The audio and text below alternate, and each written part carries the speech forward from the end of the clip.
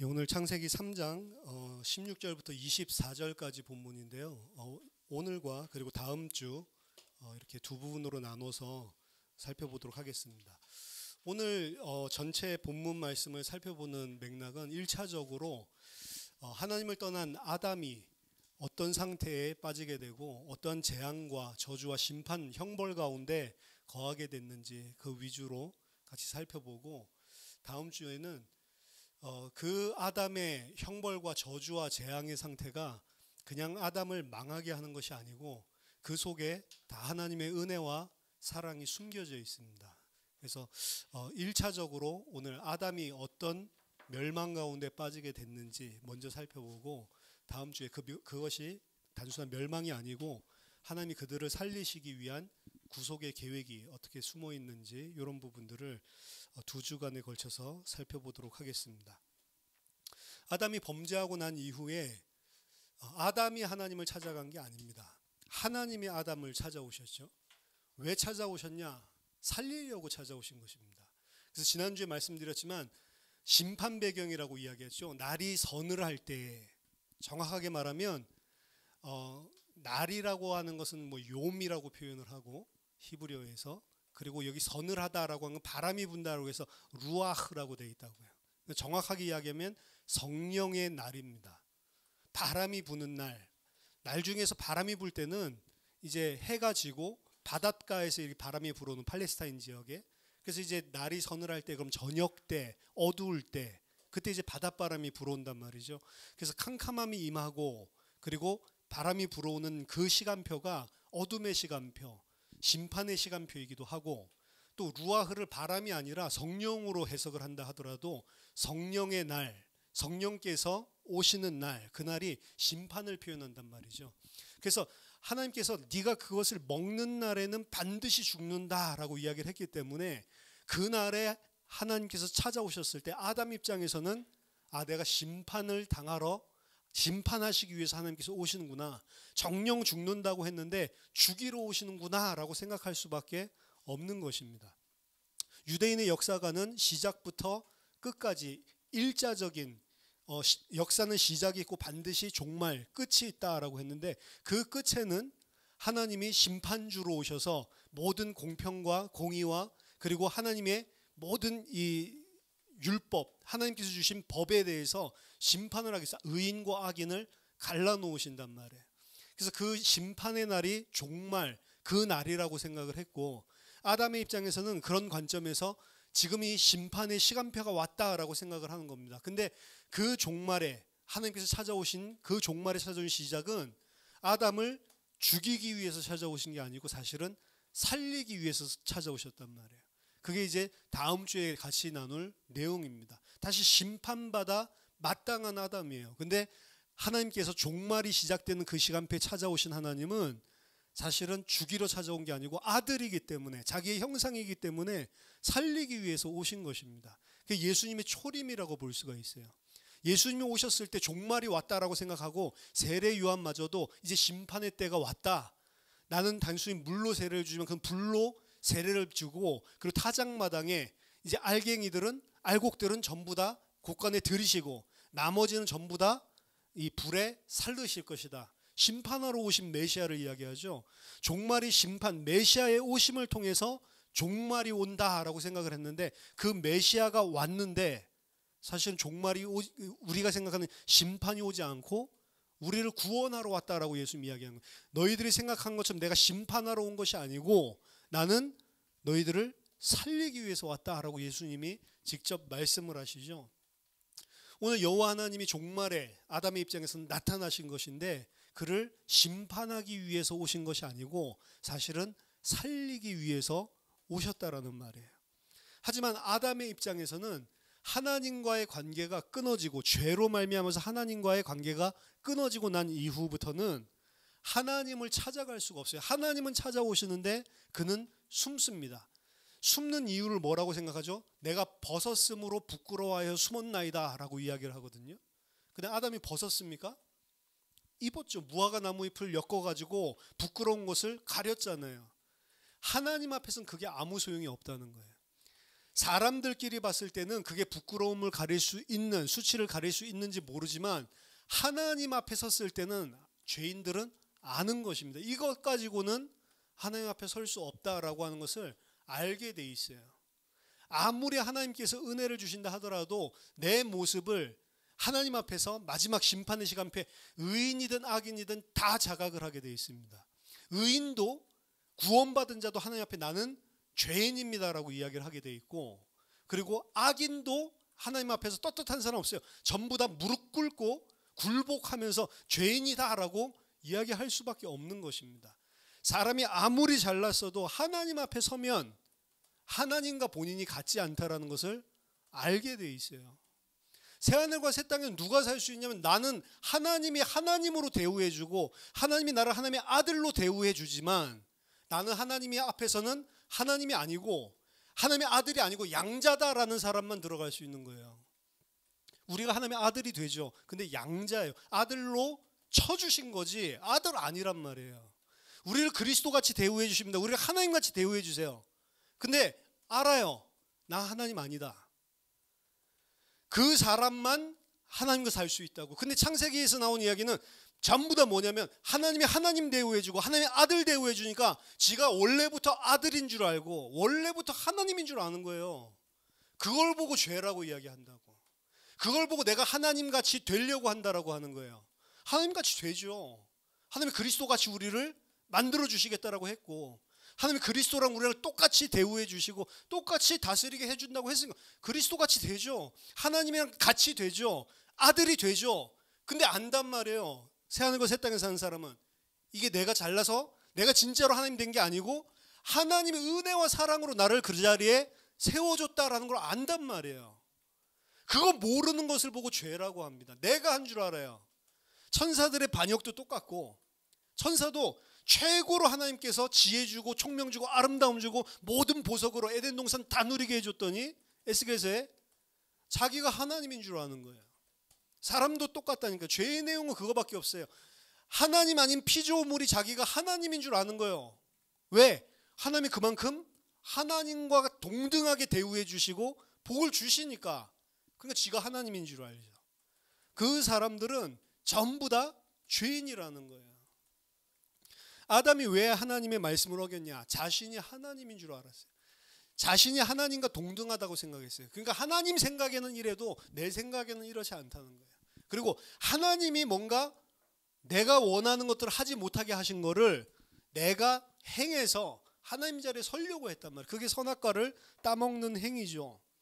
그래서 하나님과 사실은 단절이 돼버린 겁니다. 선악과를 먹음으로 인해서 선악을 알게 된 게 아니에요. 선악을 오히려 모르게 돼버렸습니다. 선악과를 먹으면서 하나님이 말씀하시는 선악의 기준은 없어지고 이제 내가 만든 선악의 기준을 가지고 산단 말이에요. 하나님이 만드신 선악의 기준은 절대적인 요소는 한 가지예요. 선악과를 따먹지 말라, 그게 중요한 게 아니고 하나님은 하나님이고 나는 피조물이라는 걸 알라는 겁니다. 그거 넘어선 거예요. 사실은 다른 게 아닙니다. 본질은 하나님이 아무리 만물을 다스리는 대리 통치권자로 하나님과 똑같은 하나님의 형상으로 그리고 영화와 존귀로 관씌우고 모든 걸 발 아래 뒀다 할지라도 네가 하나님 아니라는 거예요. 하나님 앞에서는 만물을 대하여서는 하나님이지만 창조주 앞에서는 피조물이라는 걸 알라고 하는 게 선악과 명령 주신 거의 핵심이란 말이에요. 그래서 사람 그거 계속 넘어서거든요. 넘어서고 내가 지금 아담의 입장에서 아쉬울 게 없어요. 내가 하나님 굳이 없어도 살 수 있다라고 생각을 하는 거예요. 뭐 하나님 은혜와 사랑이 뭘 필요해? 내가 잘 먹고 잘 사는데. 그럼 이 땅에 육신적으로 하나님 은혜 받지 못한 사람들의 삶들은 다 그렇습니다. 하나님 굳이 필요 없어요. 내가 잘 먹고 내가 열심히 노력하고 내가 하는 거 가지고 사는 거지 무슨 하나님이. 그렇죠? 하나님 필요 없다. 내가 하나님의 자리에 서는 거예요. 인간은 하나님께 의지하고 하나님으로부터 오는 생명, 하나님으로부터 오는 은혜, 사랑, 하나님이 공급해 주시는 것 가지고 살도록 되어 있는 피조물이란 말이에요. 스스로 있는 자가 아니란 말이죠. 근데 자신이 스스로 있는 자라고 생각하는 게 죄라고요. 모든 사람들이 그래서 죄인이라고 이야기를 하는 겁니다. 그럼 하나님 떠나 살면 행복하냐? 아니요. 하나님 떠나고 난 이후에 인간이 어떻게 됐는지를 16절에서 24절에 설명하고 있는 거예요. 이거는 하나님이 심판을 내리시는 거기도 하지만 형벌. 학자들이 두 가지로 이야기를 해요. 하나님이 너가 이 죄를 범하였기 때문에 이제 하나님 떠나고 너가 하나님 배반했기 때문에 이렇게 고통을 당할 거다라고 이야기하는 이런 식의 심판 내용이다라고 이야기를 하기도 하고, 두 번째는 심판 내용이 아니고 이거는 하나님을 떠났기 때문에 네가 어떤 상태에 있는지를 설명해 주고 있는 거다. 묘사하고 있는 거다. 그래서 이게 디스크립티브한 거지 포스트크립, 하나님께서 이런 죄를 범해서 이렇게 이 저주 가운데 재앙 가운데 빠지게 만들어야지 이렇게 해서 심판 내리는 것이 아니고, 이게 너가 지금 이 상태가 되었구나, 이 상태가 되었다, 지금 요거를 설명해 주는 거다. 두 가지로 나뉘어서 생각을 한단 말이에요. 심판의 내용도 있지만 더 정확하게는 네가 지금 어떤 상태에 있는지를 하나님이 설명해 주고 있는 거예요. 16절에 보니까 또 여자에게 이르시되 내가 네게 임신하는 고통을 크게 더하리니, 임신하는 고통을 크게 더한다라고 하는 것은 임신할 때 이제는 아프게 됐구나라는 소리가 아니에요. 그전에는 고통이란 것 자체가 없었습니다. 고통이 좀 있었는데 거기에다가 큰 고통을 더한다라는 이야기가 아니고, 임신하는 것 같은 고통이 인생에 찾아 들어온 거란 말이에요. 내가 하나님 필요 없다라고 하고 하나님과의 관계가 끊어지고 난 다음에 찾아온 게 임신하는 것 같은, 잉태하는 것 같은 큰 고통이 인간에게 찾아 들어온 것입니다. 너는 남편을 원하고 남편은 너를 다스릴 것이니라. 이전 성경에는 넌 남편을 사모하고 남편은 너를 다스릴 거다. 그래서 여자들은 남편을 사모하고 남편 맨날 전화로 체크하고 어디가 있지? 막 남편의 사랑을 원하고, 남편은 다스리려고 하고 폭력으로, 가정폭력 이렇게 이야기를 하는데, 남편을 원하고 너를 다스린다라고 하는 거는 사모한다는 그 이야기가 아니에요. 창세기 4장 7절이랑 똑같은 구문이란 말이에요. 죄는 너를 원하지만 너는 죄를 다스려야 된다라고 하나님 이야기하죠. 죄는 너를 삼켜 먹으려고 하지만 네가 그 죄를 통치하고 다스려야 된다. 그럼 남편과 아내의 관계가 어떻게 되어 있냐면, 아내는 남편을 삼켜서 통치하려고 그러고 남편은 아내를 짓밟아서 통치하려고 그러고, 그 대신 관계에서 문제가 생기니까 대인 관계에서 문제가 생긴단 말이에요. 여자는 남편을 자기 마음대로 하려고 그러고, 마음대로 안 되면 어떻게 하죠? 난리가 나는 거죠. 그렇죠? 밥도 안 해주죠. 그렇죠? 난리가 나는 거고, 남편은 그런 아내를 휘어잡으려고 그러고. 제가 처음 결혼했을 때 저희 할아버지가 불러가지고, 목사님이신데 하신 말씀이 있어요.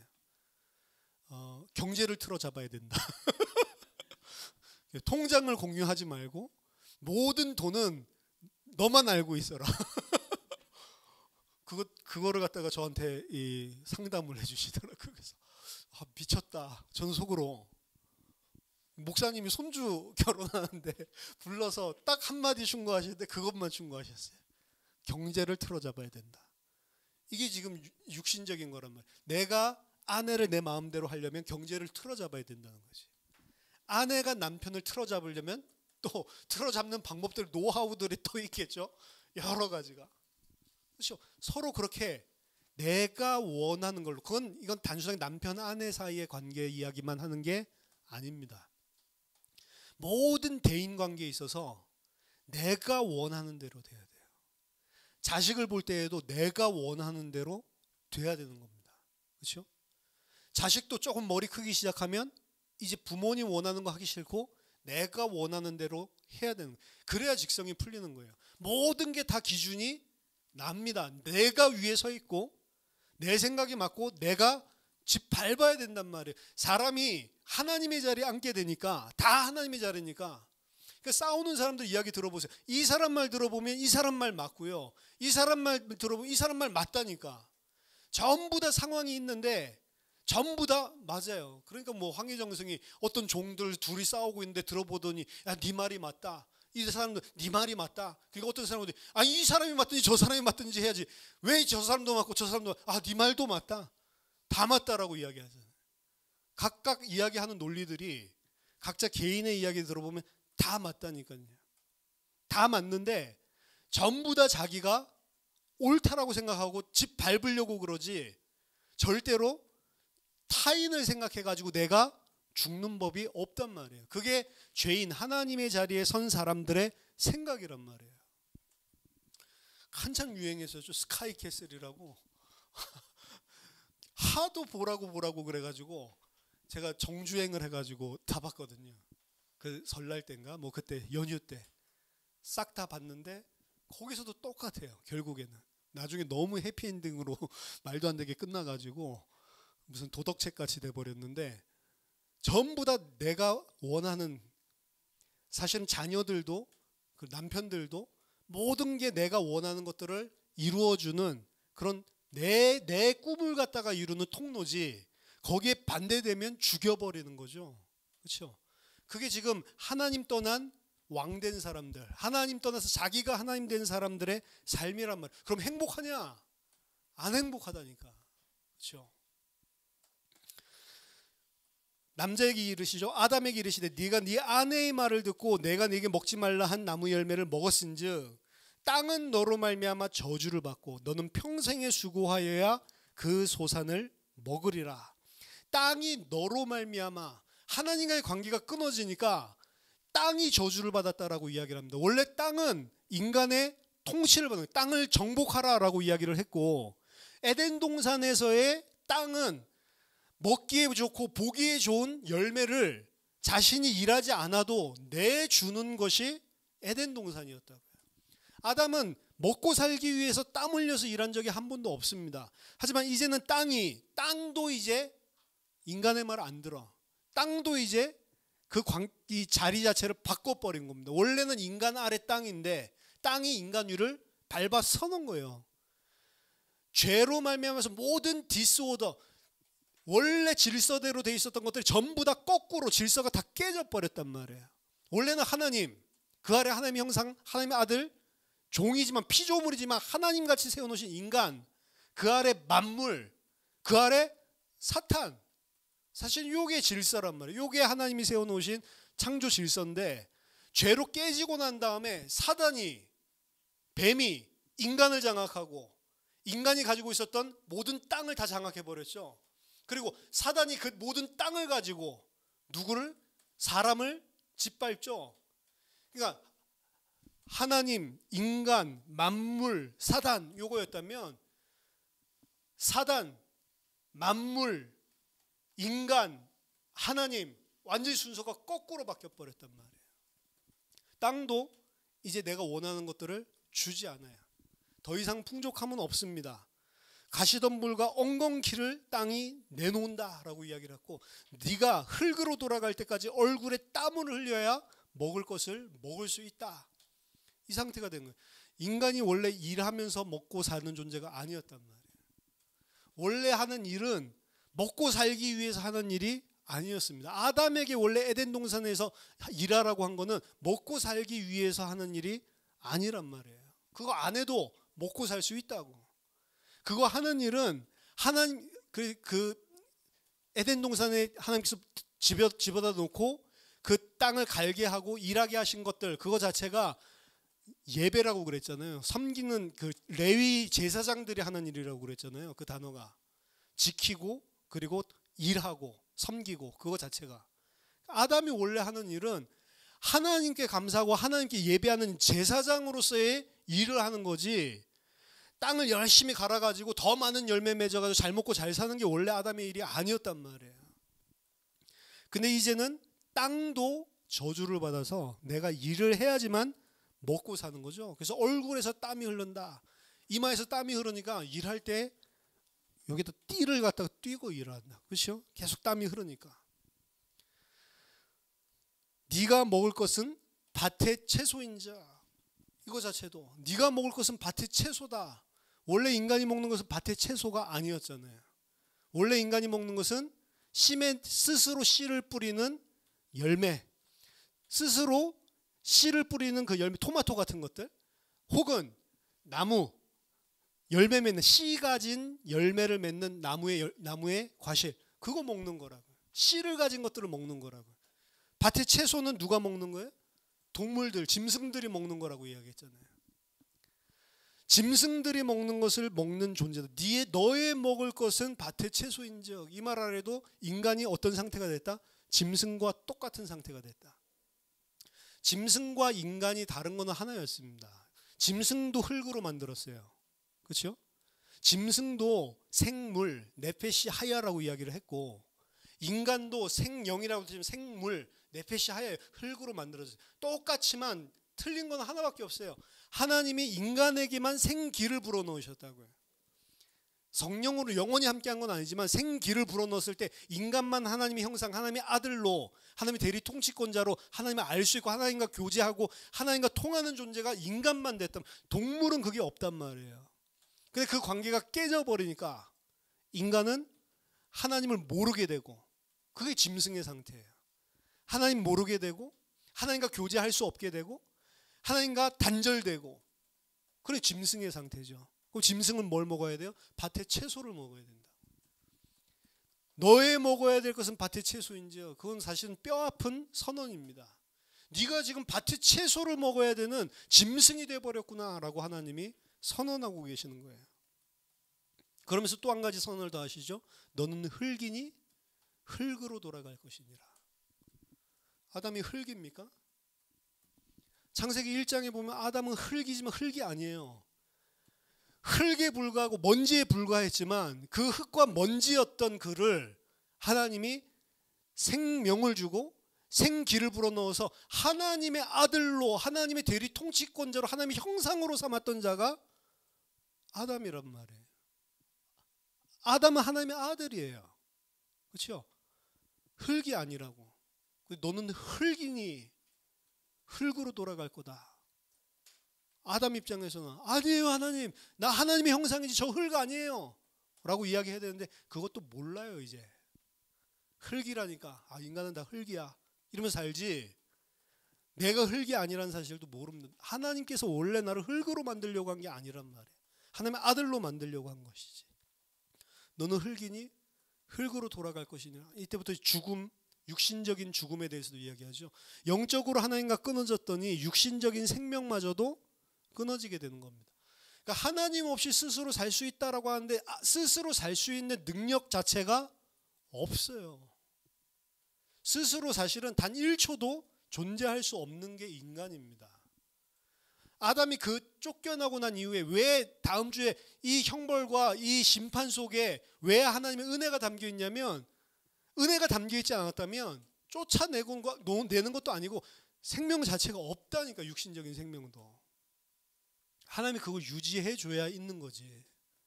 다 하나님이 봐주시는 거죠. 아담이 그 아내의 이름을 하와라 불렀으니, 창세기 2장에서는 짐승에게만 이름 불러주고 여자에게는 이름 안 지어줬죠. 그냥 남자에게서는 여자라 이야기를 했지 아담이 그 여자의 이름을 하와라고 불러준 적이 없다고요. 그렇죠? 창세기 2장까지는 여자는 이름이 없었어요. 창세기 3장 하나님과 단절되고 난 다음에 이름을 지어준다고. 이름을 지어주는 건 뭐라고 이야기했어요? 통치권이라고 이야기했죠. 남자가 힘이 셉니까? 여자가 힘이 셉니까? 요새 여자가 힘센 사람 많더라고요. 그 막 UFC 막 이런 데도 여자들끼리 싸우는 거 보면, 옛날에는 막 머리 끄댕이 잡고 막 이렇게 레슬링 같은 데서 여자들 레슬링 보면 막 너무 웃기게 싸웠는데 이제는 아니에요. 이 막 죽방 날리고 막 코 때리고 막 이렇게 하는데 막 피 터지고, 와 진짜 세다 이렇게 생각될 만큼. 그리고 실제로 그 격투기 하는 여자랑 일반 성인들, 남성 건장한 사람들 있잖아요. 그 건장한 남성, 운동 좀 한 사람들, 일반 그 격투기 하는 이런 챔피언들 있죠. 챔피언 아니고 새로 배운 새내기처럼 들어가서 스파링 하는데 완전히 남자 몇 년 했다고 깝죽대다가 쥐 터지더라고요. 훨씬 셉니다. 근데 생각해보세요. 여자가 세죠. 센 사람도 있다니까. 근데 여자 최고 센 사람이랑 남자 최고 센 사람이랑 싸우면 누가 이겨요? 남자가 이겨요. 어쩔 수가 없어요. 100m 여자 엄청 빠르죠. 저랑 뛰면 여자 육상 선수들이 훨씬 빨리 뛴다니까. 근데 남자 최고 빠른 사람이랑 여자 최고 빠른 사람 뛰면 누가 빨라요? 남자가 빠르다니까. 그러니까 뭐 최근에 이제 그 육상 선수 중에 여자 중에 이상하게 남자 호르몬이 많이 나오는데요. 생긴 거 보면 골격도 남자고요. 뭐 가슴 이런 것도 없어. 그냥 딱 보면 남자예요. 그래가지고 저건 남자다 이렇게 해가지고 몇 년 전부터 막 이 올림픽인가 세계 선수권 대회에서 막 제소를 걸고 그래가지고 유전자 검사를 하고 그리고 실제로 이게 여자가 맞나? 왜 가슴도 없어? 그냥 남자야 남자. 그리고 목소리도 심지어는 남자같이 나오고 너무 빠르고 힘이 너무 세니까 비교도 안 되게 그러니까 남자다. 조사를 해봤더니 유전자 하니까 여자가 맞아요. 여자가 맞는데 남성 호르몬이 보통 여자보다 3배가 더 많이 나온대. 그 남성 호르몬 막 맞고 호르몬 주사 맞고 이렇게 하면 안 되거든요 원래 육상에서. 근데 이 여자는 호르몬 주사 안 맞아도 자연적으로 호르몬이 많이 나오니까 그래 또 이제 이번에 또 이제 이 사람이 뭐 올림픽 나오려고 그러는지 이렇게 하니까 다른 여자 선수들이 아니다 저건 남자다 아니면 중성이지 저건 여성이 아니다 이래가지고 또 다시 뭐 재판하기 위해서 기다리고 있다고. 앞으로 뭐 한 달 안에 결정이 난다는데 남자랑 여자랑 힘이 틀리다. 그러니까 역사 속에 보면 지금 아담이 이름 지어주죠. 여자가 이름 지어주는 게 아니고 역사 속에 보면 남자가 여자 이름을 남자가 여자를 갖다가 짓밟는 역사라고. 그 여자가 되게 고달프다고요.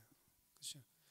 남자가 무슨 그 장가 가지고 장갓집 살이 한다 이런 말은 없어요. 여자가 시가살이 한다라고 이야기하고 거기서 막 온갖 구박을 다 받지 남자가 그런 거 없다고요. 그렇죠? 왜? 남자 중심으로 성경에도 보면 굉장히 남성 가부장적인 이런 구절들이 많이 나온다고요. 그 여자들이 페미니스트들이 이건 지금 성경 진리의 말씀이 아니고 남성에게 짓밟힌 여성들을 보여주고 있는 그런 악한 책이다라고 해서 제3의 성경을 만들죠. 그래서 하나님 어머니라고 바꾸고 전부 다 이렇게 성별도 바꾸고 하나님을 남성이라고 표현한 것 자체도 남성이 우리를 짓밟는 거다. 페미니스트들이 그렇게 이야기한다고. 일견 이해는 가요. 왜냐하면 역사들을 보면 남편이 집에 와가지고 술 먹고 두들겨 패지 여자가 그랬다는 것들은 별로 없어요. 요새 패는 사람도 있지만 거의 없다고요. 그렇죠? 남자가 일반 평균적으로 힘이 훨씬 더 세니까 힘센 사람이 짓밟는 거죠. 힘세고 자기가 왕이 된 아담이 처음에는 여자를 봤을 때 동역자요. 내 뼈 중에 뼈요 살 중에 살이라고 봤는데 하나님과의 관계가 끝나고 자기가 하나님 자리에 서고 난 다음부터 죄 가운데 빠지고 난 다음부터 여자를 이름 지어주고 짐승 취급한다고요. 말도 안 되는 거죠. 채소 먹고 사는 것 짐승 그리고 여자의 이름 지어준 것 짐승 다 짐승 상태가 됐다는 걸 이야기를 하는 겁니다. 그는 모든 산자의 어미가 됨이라. 모든 산자의 어머니가 됐다. 하와가 언제 모든 산자의 어머니가 되어야 되냐면 창세기 1장 2장에서 모든 산자의 어머니가 되어야 돼요. 사실은 지금 창세기 3장 어떤 상태예요? 하나님과 완전히 깨져버리고 죄 가운데 저주 가운데 빠져버리고 남편에게도 이제는 짐승 취급받고 이 상태에 있는 하와가 모든 살아있는 자의 어머니가 돼버렸다. 우리 뭐 신학적으로 따지면 원죄라고 볼 수 있죠. 모든 자들이 다 아담 안에서 태어나는 모든 자들이 다 그 하와의 짐승 상태로 태어나는 거예요. 하나님께서 그 아담과 하와에게 21절에 여호와 하나님이 아담과 그의 아내를 위하여 가죽옷을 지어 입히시니라. 다음 주에 2차적으로 살펴보면 이건 그리스도를 의미하는 거죠. 지난주에 이야기를 했지만 아담과 하와가 만들어서 가련 무화과 잎은 치마라고 이야기했죠. 치마는 여자가 입는 거라고 이야기했죠. 여자는 씨를 가지지 않은 자라고 이야기를 했죠. 남자는 누구의 성경에서 씨를 주는 사람. 씨라는 건 생명을 주는 사람. 그 사람이 남자라고요. 그렇죠? 남자가 입는 옷이 아니고 아담과 하와가 자기 수치를 가리기 위해서 입은 것은 치마, 여자가 입는 의복을 만들었다고요. 사실은 자신들이 여자라는 거죠. 씨가 없는 자라는 거지. 생명이 없는 자라는 거지. 근데 하나님이 입혀주신 것은 그것을 벗기고 가죽 재질로 만든 치마를 만들어준 게 아니고 가죽으로 옷을 만들어줬다라고 했어요. 다른 단어예요. 전혀. 가죽으로 하나님께서 옷 입혀주시는 장면. 그러니까 이게 그리스도로 옷 입혀주는 그런 2차적인 그리스도의 은혜라고 할 수 있죠. 2차적으로 오늘 1차적인 걸 살펴본다고 했으니까 1차적으로는 아담과 하와에게 가죽, 이게 통짜 옷을 말하거든요. 그러니까 가죽으로 막 우리가 지금 이렇게 막 멋있게 막 가죽 재질 옷을 만들어서 입힌 게 아니고 통짜라고, 통짜. 가죽을 갖다가 그냥 통짜로 만들어 가지고 입혀 놓은 거라고요. 그런 옷을 이야기한다. 아담과 하와가 짐승 가죽을 통짜로 다 뒤집어 쓰고 있는 형국이라고. 뭐예요? 짐승이라는 걸 보여주는 거예요. 하나님 떠나서 하나님 돼서 스스로 살 수 있다라고 생각하는 인간 수준이 1차적으로 너희는 짐승이다라는 걸 보여주는 거예요. 공가죽 뒤집어 쓰고 있으면 곰이라 뭐 곰인지 아닌지 못 알아보듯이 짐승의 가죽을 뒤집어 쓰고 있다라고 하는 것은 그들이 짐승 수준이 됐다라고 이야기를 하는 겁니다. 그러니까 계속 채소도 그렇고 이름 지어주는 것도 그렇고 가죽옷 입혀주는 것도 그렇고 인간이 지금 짐승이 됐다라는 걸 계속 이야기해 주는 거예요. 하나님 떠나고 난 다음에. 보라, 이 사람이 선악을 아는 일에 우리 중 하나같이 되었으니. 두 가지로 이해할 수 있습니다. 문법적으로 이해해 본다면 보라, 저 사람이 선악을 아는 일에 우리 중 하나와 같았었는데 지금은 그렇지 않으니 라고 해석할 수도 있다고 그랬죠. 원래 아담과 하와는 선악을 알았다니까요. 하나님이 주시는 기준, 하나님이 주시는 말씀으로 선악을 원래 알고 있었어요. 뭐 선악과를 먹는 게 악, 선악과를 먹지 않고 하나님께 순종하는 게 선, 그걸 알고 있었다고요. 근데 지금은 선악을 모르게 돼버렸죠. 선악을 안다고 하면 하나님이 찾아오셨을 때 다른 사람 탓하지 않고 자기가 죄인이라고 그러겠지. 근데 선악을 모른다고. 나는 맞는데 저것들이 잘못했다라고 이야기를 하잖아요. 항상. 그렇죠? 선악을 모르는 자, 혹은 기존에 우리 성경 개역개정에 설명된 대로 그대로 해석을 해도 돼요. 보라, 이 사람이 선악을 아는 일에 우리 중 하나같이 되었으니. 선악을 아는 일은 누구만 할 수 있냐면 하나님만 할 수 있는 거예요. 하나님이 기준이 돼야 된다고. 근데 이제 자기가 하나님이 돼서 하나님으로서 자기가 이제 선악을, 그러니까 선악을 아는데 어떻게 하냐? 자기가 하나님인 것처럼 안단 말이에요. 그렇죠? 똑같이 해석을 할 수가 있습니다. 이제 이 사람들이 어떻게 짐승이 됐다라고 하는 것은, 짐승 되니까 무슨 막 이런 게 아니고, 짐승 됐다라고 하는 것은 내가 선악의 주체자, 선악 판단의 주권자가 되어버리는 거예요. 내가 모든 것을 가립니다. 그리고 그 내가 모든 선악을 가리는 거에 핵심은 뭐냐면 나예요, 나. 내가 보기에 좋으면 좋은 거고, 내가 보기에 악하면 악한 거고, 나 중심으로 모든 것을 다 판단하고, 나 중심으로 모든 것을 다 해석합니다. 여러분, 진짜 생명이 있고 진리가 있으면 나 중심으로 하는 게 아니에요. 우리가 아무리 많은 진리를 알고 있다 하더라도 나 중심으로 되고 있다라고 하면 그건 지식이지, 믿음이 생명으로 우리에게 그 지식이, 그 진리가 생명으로 우리에게 내려온 게 아니란 말이에요. 믿음이랑 다른 겁니다. 아는 것과 믿는 게 다른 거예요. 알고 있는 지식은 나 중심입니다. 여전히. 그래서 그 알고 있다라는 지식을 중심으로 다른 사람을 짓밟아요. 그게 죄인이니까. 진짜로 이게 지식이 아니고 여기까지 내려오잖아요. 그럼 절대로 남 짓밟을 수가 없습니다. 내가 판단하지 않아요. 내가 오히려 저 사람보다 더 악하다라고 생각하고 내가 더 연약하다고 생각하고 무릎 꿇습니다. 지식 가지고 싸우지 않아요. 내가 알고 있는 성경 지식 가지고 사람들을 누르지 않습니다. 그거 진짜 잘못된 거예요. 그건 내가 계속 하나님 돼 있는 거라니까. 깨닫고 못 깨닫고 그 누구예요? 누구 손에 있어요? 하나님 손에 있지. 제가 이전에 계속해서 보면 왜 하나님의 일을 하는 사람일수록 더 많이 다른 사람을 짓밟지? 그게 이해가 안 됐었어요. 왜 더 하면 할수록 못 깨달은 사람을 갖다가 품어주기보다 왜 그 사람들을 더 비판하고 비난하지? 심지어 은혜 받았다라고 하는 사람들은 교회 가서 예배 드릴 때도 저 목사님이 맞다 틀리다 그러고 있지?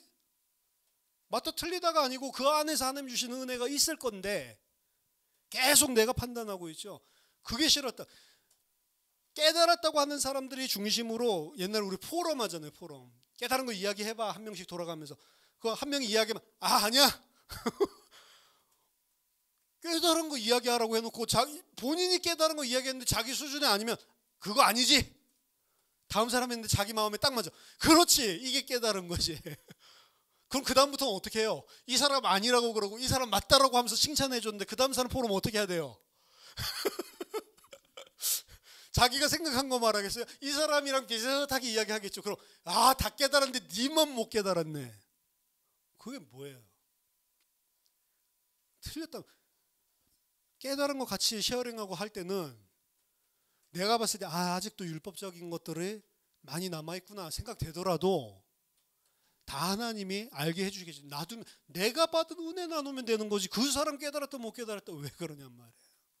그 왜 그래요? 선악이 내가 판단 주체자가 돼 있는 거예요. 그거조차도.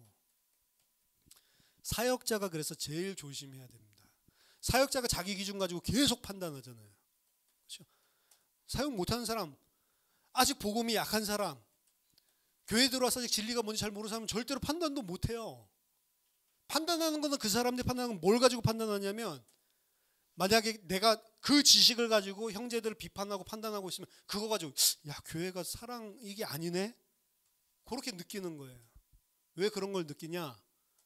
아닌 사람이 머리로 알고 있는 지식을 가지고 다 잡아 족쳐서 그런 거예요. 사실은. 굉장히 머리 지적인 충격이 절대로 생명 아니라니까요. 성경 지식 많이 쌓는 것들 가지고 내가 진리 알았다고 착각하면 하나님이 말하는 아는 그거는 내가 알면 죽는다니까. 내가 누군지를 진짜 아는데 그리고 내가 나를 하나님이 그 그리스도 안에서 어떻게 대우해 줬는지를 아는데 1만 달란트를 내가 빚진 자인데 100데나리온 빚진 자를 멱살 잡아서 감옥에 쳐넣을 수 없다니까요. 그러니까 저는 진리를 처음에 알았을 때는 야 저희 거짓 선지자들 막 그래서 이 막 교회도 막 비판하고 잘못 가르치고 있는 사람들 막 독사의 자식들 예수님도 욕했다 잘못 가르치는 놈들한테는 이랬는데 시간이 가면서 갈수록 내가 그렇게 할 수도 없다. 저들이 모른다면 하나님이 지금 모르게 하는 거고 저들 가운데 구원받은 자 있다면 하나님이 시간표에 계속 성장시킬 거고 그거 내가 하는 거 아니잖아요. 내가 열심히 공부해가지고 잘나가지고 깨달았어요. 그런 거 아니잖아요. 진리는 하나님이 알게 해주시는 거잖아요. 남을 비판할 수 없는 거예요. 사실은. 근데 비판하는 게 재밌거든요. 속 시원하거든. 이제 좀 속이 후련하네 생각되거든. 진짜 성령 받은 사람, 진짜 은혜 받은 사람, 진짜 그 진리가 가슴으로 내려온 사람, 이 사람은 고린도전서 13장 설명했죠. 그 사랑이 나가는 거예요. 오래 참고 온유하고 무례히 행치 아니하고 교만하지 아니하고 자랑하지 아니하고 진짜로 하나님께서 행하신 은혜를 받은 사람이면 따뜻한 사랑이 흘러나가는 것이지 그게 아니면 전부 다 내가 가짜라는 겁니다. 내 마음대로 하고 싶은 거예요. 사실은. 내 뜻대로 다 움직이고 싶어 하는 거예요. 그게 죄인의 특성이라니까요. 못 참죠. 못 기다리죠. 그게 보니까 제가 목회를 잘하는 거예요. 전 누구한테 뭐라고 하지 않습니다. 가도 가는 거고 어쩔 수 없고 와도 오는 거 어쩔 수 없고 그거 내가 하는 게 아니라고 저는 생각을 해요. 제가 붙잡아 놔서 뭐 할 거예요. 저한테 예를 들어서 은혜 못 받는데 붙잡아 놔서 제가 그 사람 죽일 일이 있어요? 진리가 아닌 대로 가려고 하는 것도 하나님이 하는 거지. 그걸 내가 뭐라고 할 거야. 가만히 풀어놓아 다니게 하라. 예수님이 나사로가 붕대 칭칭 메고 오는데 풀어놓아 다니게 하라. 여러분 풀어놓아 다니게 하세요. 이거 언제 나온 메시지냐면 옛날에 우리 신학교 다닐 때 밤마다 이 신학교 이 지방에서 올라온 전도사님들 밤마다 할 게 없잖아요. 저는 이제 수도권에 있으니까 집에 가서 자는데 이 사람들은 맨날 기숙사에 모여서 할 거 없으니까 밤 11시 이럴 때 당구 치러 가는 거예요. 제가 당구 잘 친다는 사실을 언젠가 알아냈어. 같이 쳐보니까 잘 치거든. 야 이거 뭐 공부만 하고 끝낼 줄 알았는데 당구를 잘 치네. 잘 치죠. 저도 고등학교 때부터 200이었는데. 그러니까 이제 막 저같이 가정 있는 그 전도사님 사모님들은 싫어하는 거야. 이 친구들이 전화 오는 거를. 그러니까 이제 그 사모님 바꿔달라고 해가지고 메시지를 줄 게 있다 이러면서 풀어놓아 다니게 하라. 남편 붙잡고 있으려고 하지 말고 풀어놓아 다니게 하라. 풀어놓아 다니게 해야 돼. 사실은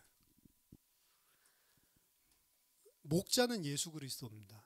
예수 그리스도가 우리를 양떼를 사실은 전부 다 인도하는 거예요. 목사가 그걸 갖다가 붙잡고 있는 게 아니에요. 목사도 양이에요. 그렇죠? 예수님이 하시는 대로 놔두면 됩니다. 그렇죠? 계속 저 사람 저걸 깨달아야 되는데 그거 좀 틀렸다니까. 뭘 깨달아야 돼요? 하나님이 그 시간표에 있게 하시면 그 시간표에 있는 거지. 근데 진짜 하나님 나한테 원하시 너 그거 참고 볼 수 있냐는 거예요. 저 사람 못 깨달았는데 그게 아니고 저 못 깨닫는 사람을 하나님 하시는 거 보면서 가만히 품어줄 수 있냔 말이에요. 나한테 하나님은 일하려고 하는 거지 저 사람 빨리 주워 삶아가지고 깨닫게 하는 거 아니라니까.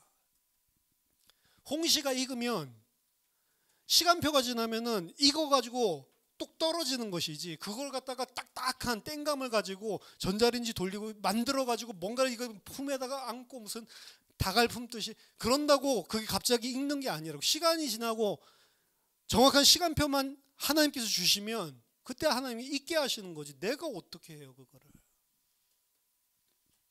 그럼 뭐 말씀 선포도 하지 말고 뭐 아무것도 하지 아니 말씀 나눌 수 있죠. 강요할 수 없는 거라고. 하나님 주시는 만큼만 알게 돼 있는 거예요. 그렇죠?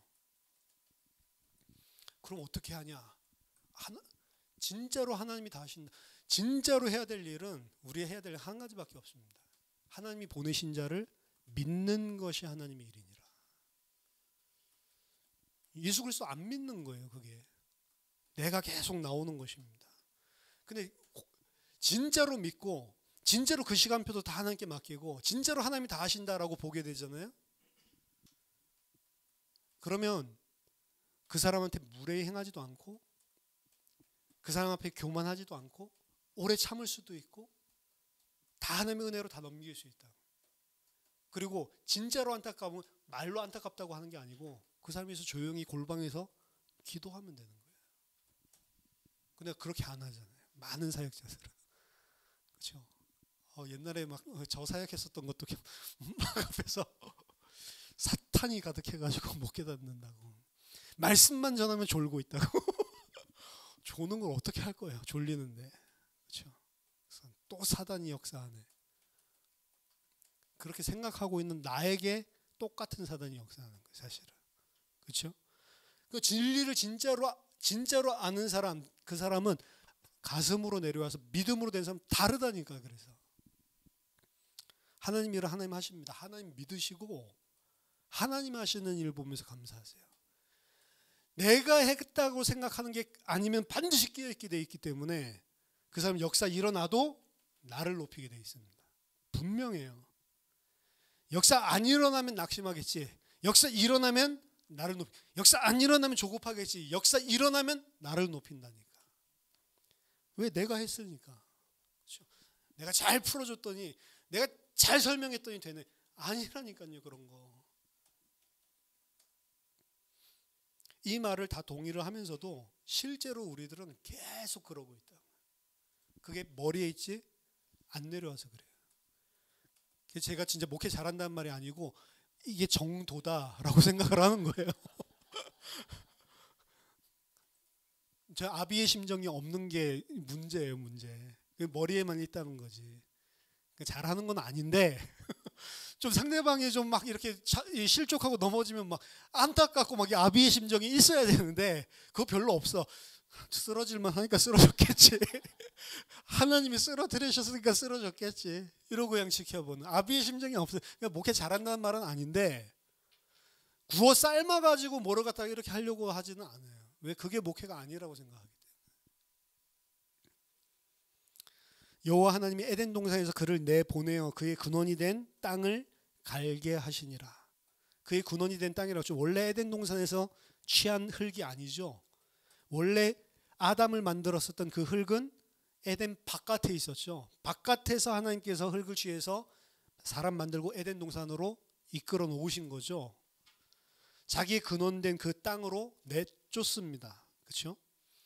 이같이 하나님이 그 사람을 쫓아내시고, 이 첫 번째는 에덴 동산에서 그를 내보내신다라고 아주 유한 표현을 썼는데, 그 다음 절에 보면 동격으로 평행구에 나와 있는 것에서는 하나님이 그 사람을 쫓아냈다라는 적극적인 표현을 썼어요.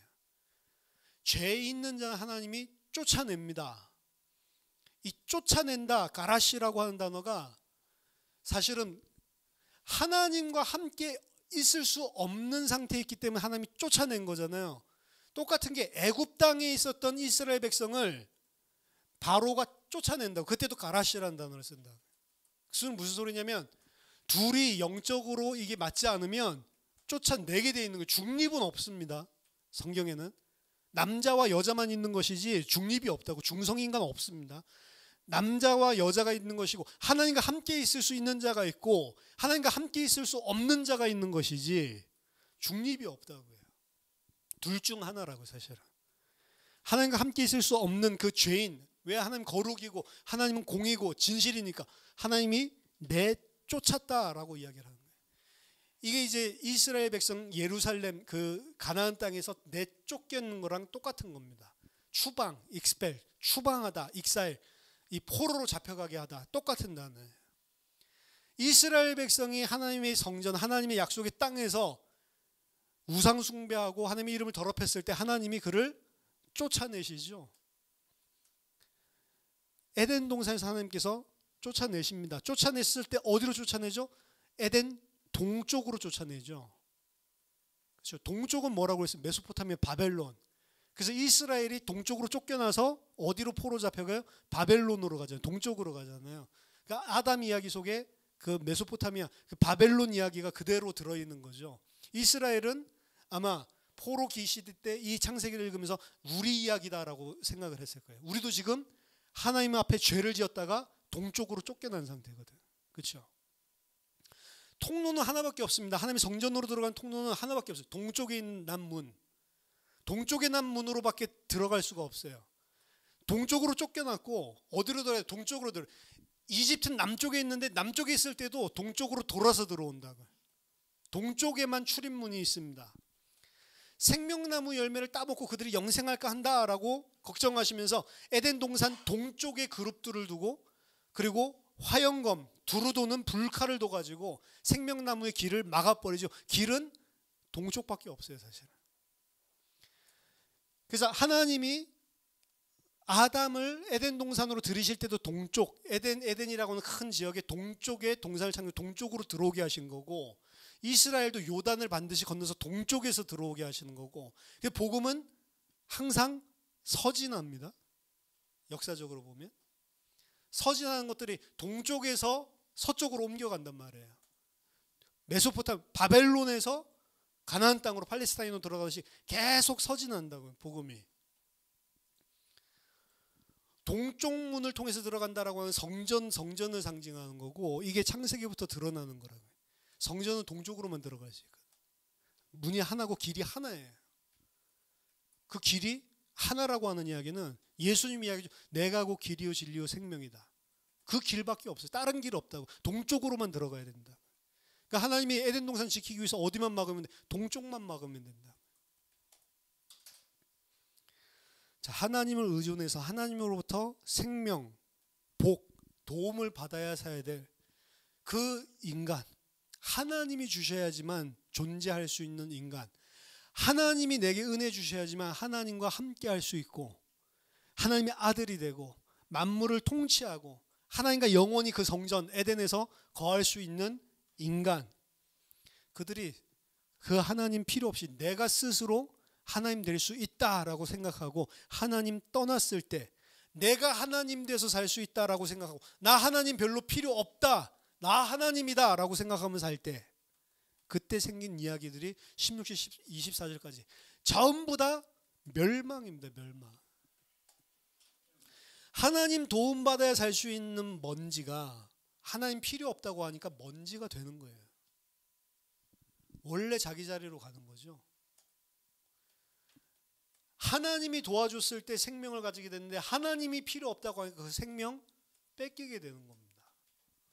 결국에 천국 지옥 이야기를 하는데 지옥도 마찬가지. 내가 하나님 필요 없다고 한 사람들이 하나님이 없는 곳에 가는 거예요. 하나님의 그 은혜와 사랑 없는 곳에 가는 거고, 나는 하나님의 은혜와 사랑만 필요합니다, 이거 아니면 난 살 수 없습니다 라고 한 사람이 그 하나님의 은혜와 사랑의 나라에 가는 거예요. 내가 하는 대로 가는 겁니다. 내가 하나님이 된 자들은 절대로 하나님의 은혜와 사랑 필요 없어요. 내가 잘하면 되는 거지. 그걸 보고 죄라고 이야기하는 겁니다. 근데 우리는 하나님을 섬길 때도 그게 익숙하기 때문에 그렇게 섬기면서 하나님을 잘 섬기고 있다 착각을 할 때가 너무 많다는 거예요. 하나님을 떠난 자의 저주와 멸망, 이거는 과거 아담에게 일어난 일이지만 아담 이야기가 아니고 인간 이야기입니다. 그리고 하나님의 백성이 돼서 그리스도인이 된 우리 이야기예요. 여전히 우리는 인생의 여러 영역들 가운데 내가 하나님이 돼서 하나님의 은혜가 필요 없다라고 생각을 하고 산단 말이에요. 그러니까 하나님이 계속 우리 인생을 통해서 너 나 없으면 안 된다라는 걸 보여주기 위해서 계속해서 문제와 사건을 허락하시는 거예요.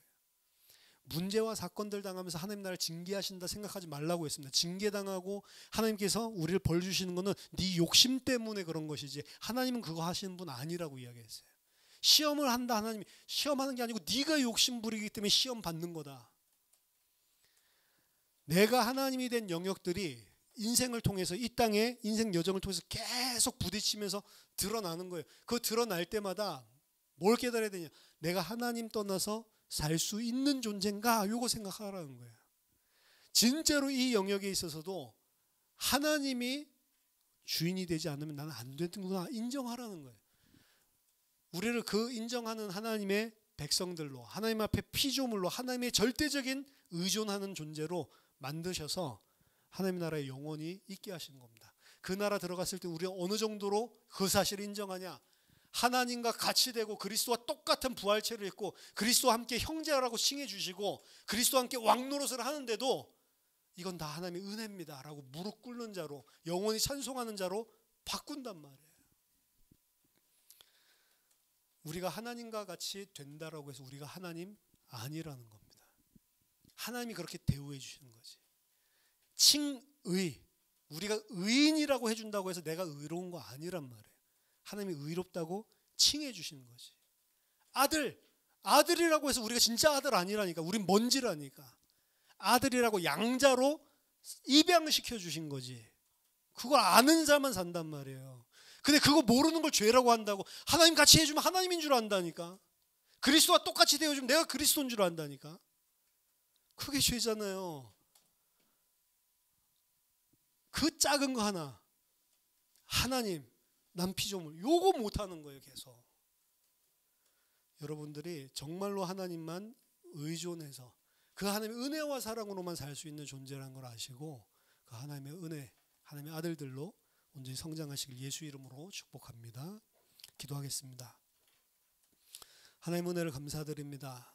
하나님 아버지의 은혜와 사랑 없이는 그 아무것도 할 수 없는 피조물이요, 죄인이요, 먼지요, 아무것도 아닌 저희 자신임을 오늘도 고백합니다. 하나님, 온전히 하나님을 의지하고 그 하나님의 은혜와 사랑으로만 살 수 있다는 사실을 자각하게 하시고 하나님의 나라에 영원히 하나님과 살 수 있는 하나님의 백성들로 성장할 수 있도록 우리의 성령께서 도와주시고 하나님께서 진리를 통해 우리에게 허락하시는 그 은혜를 알 수 있도록 우리 눈과 귀를 열어 주시옵소서. 살아계신 주 예수 그리스도 이름으로 기도하옵나이다.